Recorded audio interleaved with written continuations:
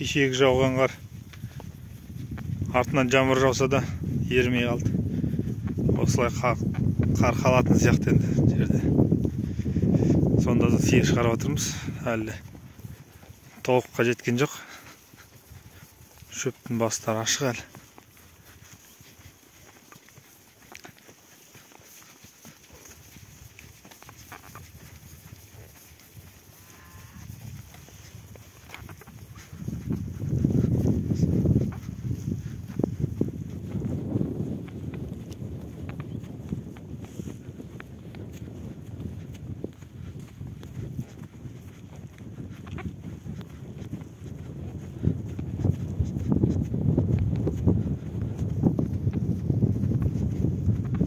Каналға тіркеліп, лайк басуды ұмытпаңыздар.